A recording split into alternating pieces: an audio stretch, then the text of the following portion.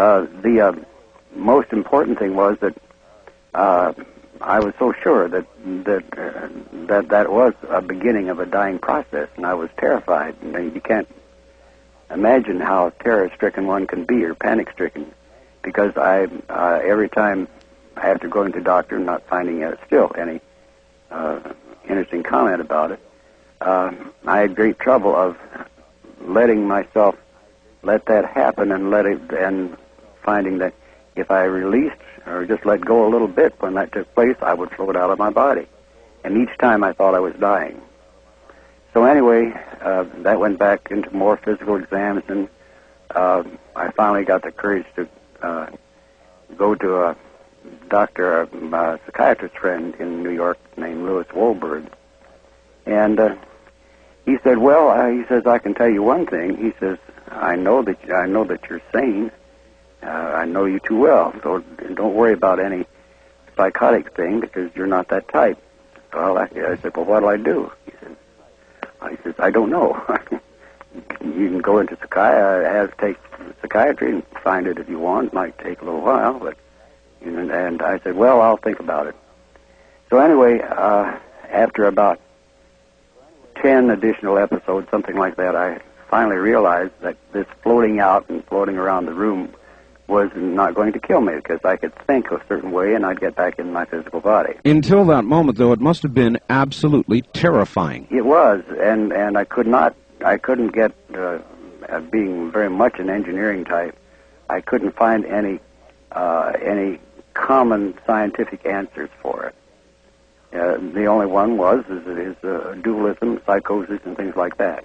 Mm-hmm. So that was the big problem because I couldn't find an appropriate answer.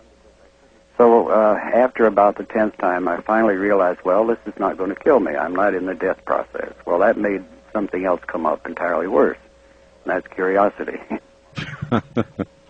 I'm sure it did, yes. If it's not going to kill you, what is it? Anyway, so I began to experiment with it around the room and so on, and just I found I could only go a certain distance away from my physical body, and it was as if there were something holding me back. And I finally answered that because I realized what it was, and the other part of the life's secrets, as it were. The thing that was holding me so heavily was that I had this very strong sensual sexual urge. And I, of course, obviously tried to wake my wife and had no luck there. And that was binding you? It was keeping me close to my physical body because it was related to a physical drive. Anyway, I used the old Gene Autry principle on that finally and to overcome my need to go beyond 30 feet from the body. And you probably don't know the Gene Autry technique, do you? No, sir, I don't. No, you're too young. Gene Autry had a thing where, in turn, he did a lot of... You know who I'm talking about. Oh, of course. Yeah, well, he had a formula that was very, very effective for pre-puberty children who came to see his movies on Saturday afternoon and in a movie house, no TV. To make it very short, what the technique was that in the movie he would meet a girl, and then he would have his big fight with the bad guy, and he would overcome the bad guy, and after he overcame them, he'd go to the girl and she'd say, "Oh, Gene, you're so wonderful." She'd look up with pursed lips at him, and Gene would look down, and all the audience, and he learned this, who can tell, through the years. But all the girls were going, "Ah," and all the boys would say, "Oh, he ain't going to kiss her, is he?" So what he did, learning that, he had a formula that fit his pictures. That what he did, he said to the girl, "Honey, I love you, and I'll get to you later. But first, I want to sing you a song."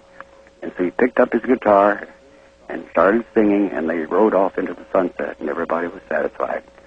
So My answer, finally getting down to that, was an easy answer. Fine, I'll say to this sexual drive of mine, I'll get to you later, but first I want to do this other. Yeah. And sure enough, it worked. So, in other words, you conquered it psychologically. That's right. And that released you. That's right. Then what?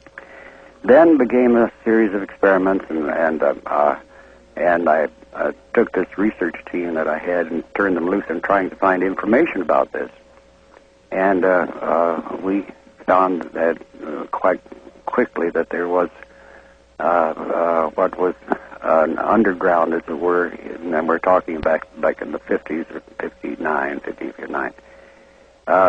which was the area where all the you'd find the trance people and all types of mystical things, and sure, and call it dreamland if you want. Well, anyway, after a long period of time, we found out the usual ones there, and I had meetings with that was right at the beginnings of parapsychology, and I went down and met with J.B. Rhine, for example. I don't know whether you know the name or not. No, sir. Well, he was the leading figure in parapsychology in that era. I'm talking about 1960, I guess, 59. Anyway, to make it short, I met with him, and he said on a Saturday at Duke University, and he says, it's indeed very interesting, but he says, it's not my department. And I said, well, what is your department? He says, we work with cards. And I said, thinking that I had a poker game the night before. And he explained how they have testing subjects for psychic ability by having them read cards before they're turned over and this kind of thing. Oh, yes, I'm familiar with that. Yeah, anyway, so I left, and as I was going out the door, this research assistant, Dr. Ryan's, opening the door to get me out, says, Mr. Monroe, and I says, what? He says, don't worry about it. I says, what? Why? He says, I do it too. And that was the first person I ever heard who had ever done anything like it. And then following up that, mind you now, the fear had faded away, and it was trying to do something about it. It was another question. So I had another friend, a psychologist, named Foster Bradshaw, and I finally got the courage to talk to him about it. And he says, that's nothing new. I says, well, I'm glad to hear that. And he says, there's a very easy way to handle it. And I says, what do you mean? He says, you go over to India, that's it, and live in a ashram with a guru for about some time, and he'll tell you get it all fixed up in your mind. Uh-huh. And I said, well, thinking about my business and my home and my wife and 2 children, and I said, well, how long would this take? He says, well, that's not important how long it takes. Well, I said, how long do you think it would take? And he says, well, maybe 10 to 15 to 20 years. And I had my usual run with him, and I said, well, Brad, what would you do? And knowing that he has a wife who had 2 grand pianos, and that's why he's an industrial psychologist in New York, maintain things like that. I says, what would you do, Brad? He looked at me with this lofty smile and says, it's not my problem, it's yours. Yeah, nice answer.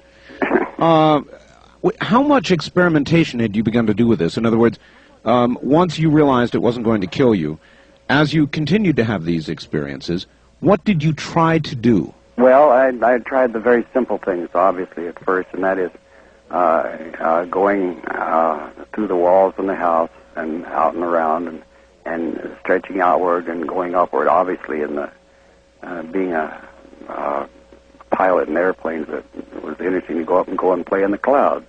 You see, because I no longer had the fear. But I gradually began to expand it, and my main key in the early era was to get stuff I could verify, such as go to some person's house and visit with them and try to make some kind of appearance, or get information and bring it back.